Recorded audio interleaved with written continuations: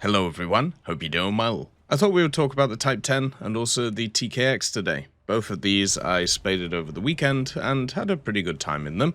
I ended up using a lot of 20 and 30% boosters, which I got in the Battle Pass, and also the 50% ones from the Twitch drops. So they obviously made it a little bit easier. So in these I played a little bit less games compared to the standard vehicles at top tier, just because of those boosters. So if the stats are slightly different, that's basically why.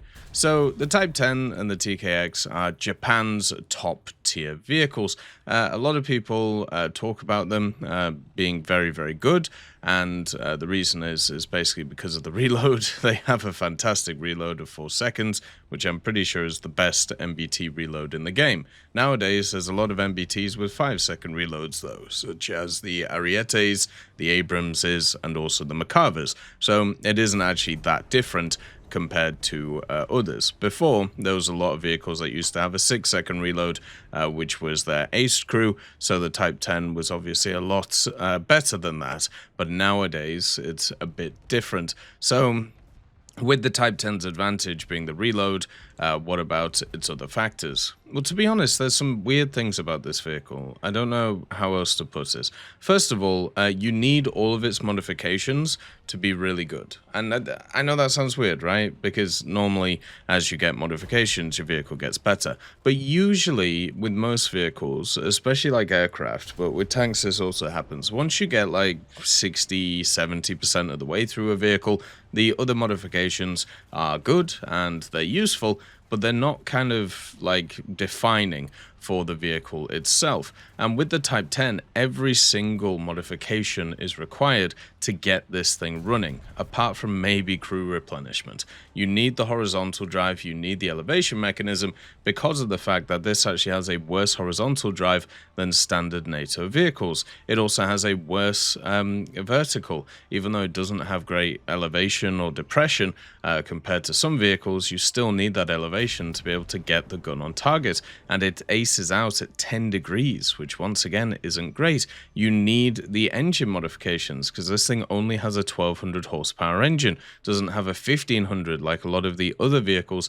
that are around the place. You need the thermals, because they're incredibly good thermals, and also you have a very good commander which you can use them with. You need the LWSLR, because obviously you want to be as accurate as possible, and at the same time you need smoke grenades, because when CAS starts rolling out, you just start getting punked by things because people target you because of the fact that you have really, really light armor. So what was happening with the TKX, which I was using as a second spawn, I was getting absolutely hammered in it by CAS, not just because of the fact it was a second spawn, but because I couldn't defend myself because I didn't know the CAS was coming in, but also because I had no smokes. So that one took a big hit on the first day, basically going 1-to-1 KD and even a 45% win rate because of that fact. Also, the other parts of this vehicle, there's just some oddities about it. So as I said, all of the other factors, apart from the gun, are worse than all of the NATO MBTs. So it has worse mobility, it also at the same time has worse targeting speed, and generally just feels a little bit more sluggish, and that's because of the 1200 horsepower. It does have this really good transmission, which means that acceleration backwards is great, and forwards is pretty great too, but there's some problem with it. It doesn't feel natural, and there's been a bunch of bug reports about this, about the engine of the Type 10 and also the transmission, because there's something wrong, and I can't pinpoint it. But when you kind of gear switch, or when you try and like turn and let off the gas of the engine and stuff like that, it just loses all of its power and you come to an instant stop. And even with like perfect driver skills, you have problems with that. So the mobility is just kind of janky with it, and that is a bit of an issue. The other part of it that's a bit weird is the ammo in the first stage ammo stowage, which is of course an autoloader in the back of the turret. It only holds 14 pieces. So if you want to have full survivability in this thing, you need to take basically only 15 rounds of ammo, which if you have a 4-second reload just isn't enough. So that's also a problem with this thing. I started taking about 16 to 20 rounds, but even though it's a lot of games, times where I ended up just running out of ammo with this thing, so I would have to take a bit more. But then you lose your survivability, because basically this thing doesn't have a lot of armor. You only have, like, I think 50 millimeters or 40 millimeters on the lower glacis of it, and then also the area which is the most annoying is around the turret ring, which is only 50 millimeters or even less, depending on where people hit you. There's actually holes in the side of this vehicle where basically you have this like piece of composite armor in the upper glacis, but you don't have any armor on the sides of the hull or even in the tracks. So what people do is they just shoot through those and just instantly one-shot you. And that's where the ammo is, which is the second stage. So you got to be super careful in terms of that. So what ended up happening with all of these factors kind of put together is when on the counterattack, right? When on the counterattack, this thing was really good.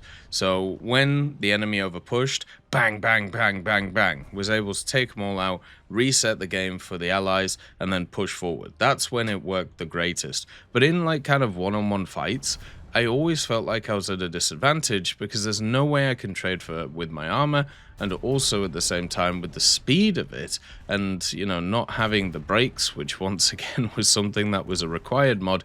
It was very hard to make this transmission work, to be able to kind of peak, bang, and then go back again. And it was just really, really weird. I actually had a better time in the Type 90, if I'm honest with you, when it came to this type of vehicle at the BR that it's at, because the engine actually felt way more natural in terms of how it actually worked, instead of the Type 10s, which just feel really weird. It was kind of fun playing the Tamsam Kai, though. It wasn't exactly great. There's, the missiles on it aren't as good as some of the other missiles you see in the other AAs, but I thought it was pretty fun to play, so I'm glad that I did that. And also, I'm very glad that I spaded these two vehicles together. By the way, the difference between the Type 10 and the TKX, because there was a lot of people who were asking me about it, basically, the difference between them is the TKX gets a dozer blade. That's pretty much it. Technically, they get different commander sights, but the commander sights are exactly the same in terms of their stats, so they just look different on the vehicle. I don't know whether they are actually different in real life, but in game, they are basically the same. So the TKX is just an excuse to have another Type 10 in the lineup. Now, did I enjoy myself with these? I did. It was fun, but there was just some weird limitations that you just don't get on other top-tier vehicles that felt really, really odd. And I wonder if it's just Gaijin trying to balance these things out to, try and get them so they're not just insanely overpowered, because obviously with the good reload and the good ammo, you have to have some kind of weaknesses in other areas, and I think the mobility and the targeting speed is what they've picked, but at the same time, it just kind of sucks that that's the case. They still have better targeting speed than some of the other vehicles at top tier. It's just not as good as some of the others. And I did use the hydro suspension a little bit. I found issues with it because once again, because of how the transmission kicks in when it comes to acceleration and deceleration. I found that once I used the hydro, that got worse. So even though it increased the gun depression in certain areas, which was really nice, it was also making it so it literally couldn't work. The other thing I would say that's really nice about the TKX right now, it is basically just hollow in the inside.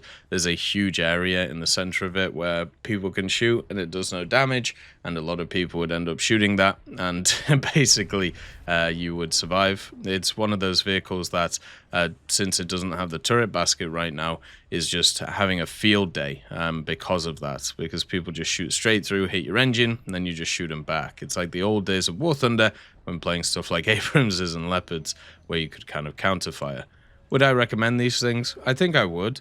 They are different compared to a lot of other vehicles that are around the place, and I think that's important in terms of War Thunder. I don't like playing the same stuff over and over again. I think it's pretty dull. My stats in them also weren't bad. So in the Type 10, we played 95 battles with it, some as a first spawn, some as a second spawn, 59% win rate, 198 ground kills and 80 deaths, But as I said, it definitely got better as I got 90% of the mods. Same with the TKX, where we played 93 battles with it, 57% win rate, 173 ground kills to 73 deaths. So both of them are about a 2.5 to 1 KD, which is similar to a lot of my other top tier MBTs that we've been spading recently. So nothing too crazy there. But the ramp up that I was able to do when nearly spading these things was crazy. For example, right near the end of finishing the TKX, I ended up getting 2 nukes in a row, just to kind of show you how good that vehicle can be. So, do I recommend these? As I said, yes, they're very fun, and at the same time, I just wish whatever the issue is with their transmission gets fixed, because it's bloody annoying. As always, I hope you have a wonderful day, and I'll see you next time. I'd just like to thank GMG Smiley, CD Beans, Chieftain Mike, EMN3 Galaxy, Tulio Pontecorvo, Brendan Quinn, Carrion Crow, Gus Irenicus, Pyman, Wartinder, Teddy, Daniel Stanton, Martinez, B. Young, Ozzy Panzer, Alan Hacker, Liam Shear, Opium Prime, Lafouche, Sem, Aslan, Uncle Bean, and Derek R. for supporting the channel.